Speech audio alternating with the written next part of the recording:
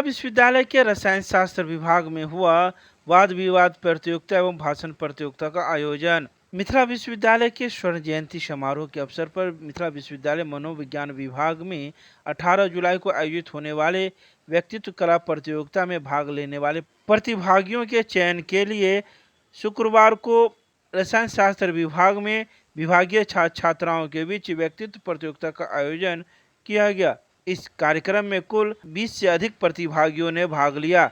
उनके प्रस्तुति के आधार पर 3 श्रेष्ठ प्रतिभागियों का चयन किया गया। प्रथम स्थान में अंतरा पाठक तृतीय सेमेस्टर, चक्रमणि वत्स प्रथम सेमेस्टर एवं ऋचा मिरनाल प्रथम सेमेस्टर, ये 3 छात्राओं को विश्वविद्यालय स्तरीय प्रतियोगिता में भाग लेने के लिए भेजा जाएगा। विभागीय शिक्षक doctor Samad Ansari, professor Kusheshwar Yadav, doctor सीमांत श्रीवास्तव, डॉक्टर अभिषेक राय निर्णायक मंडल में मौजूद थे। कार्यक्रम का संचालन डॉक्टर विकास कुमार सोनू ने की। एग्जाम्पल मैं देती हूँ। पेपर, अभी सबके पास पेपर होगा, खाली पन्ना भी होगा और लिखा हुआ पन्ना भी होगा, ठीक है। खाली पन्ना में आप लोग लिख देंगे, उसका यूज हो जाएगा, कॉपी भर जाएगी, कॉपी खत्म हो जाएगी, साइड में पड़ी रहेगी, उसका हम लोग रीयूज कैसे कर सकते हैं। अब आप लोग तो नहीं, ठीक है, छोटा बच्चे से अगर सवाल ये किया जाएगा तो वो बोलेगा कि इसका कागज़ का नाव बना सकते हैं, कागज़ का एरोप्लेन बना सकते हैं, उससे भी इंस्पिरेशन हम लोग ले सकते हैं। अगर वो छोटा बच्चा उस पन्ने का यूज़ कर रहा है अपना खिलौना बनाने का, अपना मनोरंजन के पर्पज़ से वो यूज़ कर रहा है, अपने एंटरटेनमेंट के लिए वो यूज़ कर सकता है लिखा हुआ पन्ना, तो हम लोग भी उसको दोबारा से यूज़ क्यों नहीं कर सकते हैं। हम लोग भी उसको लिखने में फिर से यूज़ कर सकते हैं। वैसे इसका एक रॉ मैं आइडिया देती हूँ, मेरे को उतना सही से नहीं मालूम है। रॉ आइडिया यही है कि पेपर का कैसे फिर से हम लोग यूज़ कर सकते हैं, फिर से कैसे यूज़ कर सकते हैं लिखने में। तो बंडल ऑफ पेपर जो जिसका यूज़ कर लिया गया है उसको फिर से हम लोग पानी में मिक्स करके उसका पेस्ट टाइप का बनाते हैं और उस पेस्ट को फिर चपटा करते हैं, धीरे धीरे चपटा करके उसको सुखाएंगे अच्छे से और फिर उसको किसी मतलब रफ वर्क करने के लिए या कुछ अगर कैलकुलेशंस कर रहे हो तो साइड में रखने के लिए ऐसे हम लोग यूज़ में ला सकते हैं। तो ये हुआ कि तुम जो पेज जिस पे लिख चुके थे, तुम्हें लग रहा था कि वो पेज का यूज़ नहीं किया जा सकता है, उसका फिर से दोबारा से तुमने यूज़ कर दिया। या फिर अगर तुमने पेंसिल से लिखा है तो पेंसिल तो ग्रेफाइट यूज़ होता है पेंसिल में, तो पेंसिल तो हार्मफुल भी नहीं रहेगा, तो मतलब खाना को भी रैप कर सकते हो, उसके लिए सब एल्युमिनियम फॉयल यूज़ करता है। तो उसके जगह ये एक ऑल्टरनेटिव हो गया, ये हो गया, इसे तुम मतलब दोबारा से यूज़ कर रहे हो, फिर से वायलेंस क्रिएट कर सकता है। जैसे कि इसका एग्जांपल हम इस तरह से दे सकते हैं कि ब्लू व्हेल एक गेम थी जो कि 2016 में बैन कर दी गई सभी देशों में। तो उस गेम का ये था कि उसमें अगर कोई प्लेयर रहता है तो एडमिनिस्ट्रेशन द्वारा उसको 50 लेवल दिया जाता है। अगर कोई खेलना ना चाहे, अगर बीच में क्वाइट करना चाहे तो उसका ऐसा सिस्टम कर दिया गया है क्योंकि वो खुद को अपने आप को वो हानि पहुंचाता था। तो इससे बहुत सुसाइड केस देखा गया पूरे 1 साल में, तो गवर्नमेंट ने उसे बैन कर दिया। तो ये तो हो गई बात ब्लू व्हेल गेम की। तो सबसे पहला तो हमारा ये कंक्लूजन हो गया कि वीडियो गेम जो है वो वायलेंस क्रिएट करता है।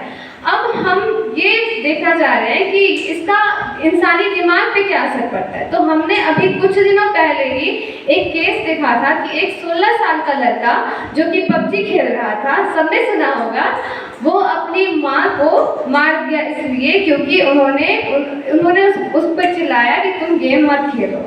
तो इससे देखा गया है कि ये इस तरह से बढ़ गया है बच्चों में, स्पेशली यूथ में, क्योंकि वो भी एक टीनेज था। इस तरह से उसका दिमाग को कर दिया गया है कि वो अपने आप को हानि पहुंचाता है और दूसरे को भी पहुंचाता है।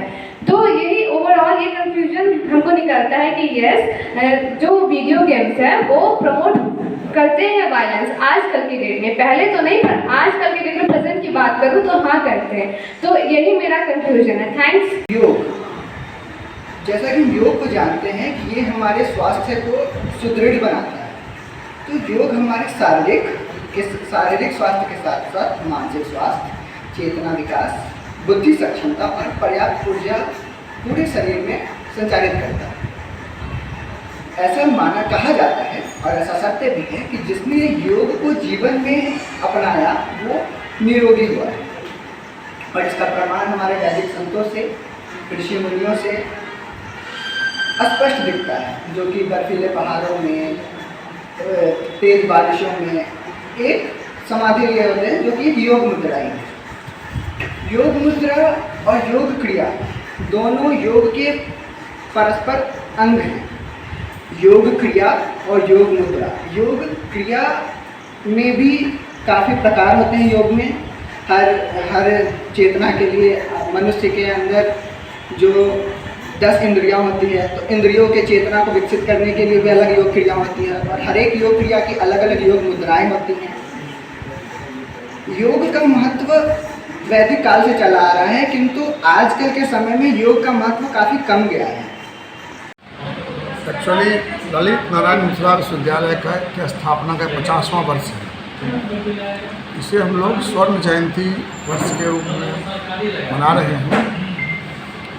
इसमें कई तरह के एक्टिविटीज़ बच्चों के बीच होना है, तो उसमें वाद विवाद प्रतियोगिता और वक्तृत्व प्रतियोगिता, कबड्डी प्रतियोगिता, रंगोली प्रतियोगिता, क्विज कंपटीशन, निबंध लेखन प्रतियोगिता सब आयोजित होना है। तो हमें अपने छात्रों को यहाँ से उसमें भेजना था। इसी उद्देश्य से हम लोग आज डिबेट कंपटीशन और इलोक्यूशन, वक्तृत्व प्रतियोगिता और वाद विवाद प्रतियोगिता, वाद विवाद का विषय था कि सभ्यता के विकास में तकनीकी कितना महत्वपूर्ण है। वही हम लोग आयोजित किए हैं। हम अपने बच्चों के बीच पहले कंपटीशन करा लेते हैं। इसमें से हम 3-3 बच्चों को चुनेंगे और उनको हम फिर भेजेंगे। अभी तो ये डिपार्टमेंटल लेवल पर हुआ है आपस में, अब विश्वविद्यालय स्तर पर ये बच्चे जाएंगे, वहाँ अपना प्रस्तुति करेंगे और उसमें जो फिर चुना जाएगा उसको विश्वविद्यालय द्वारा सम्मानित किया। कितने बच्चे होंगे सर भाग लिए? लगभग 25 बच्चों ने भाग लिया है आज के प्रोग्राम में।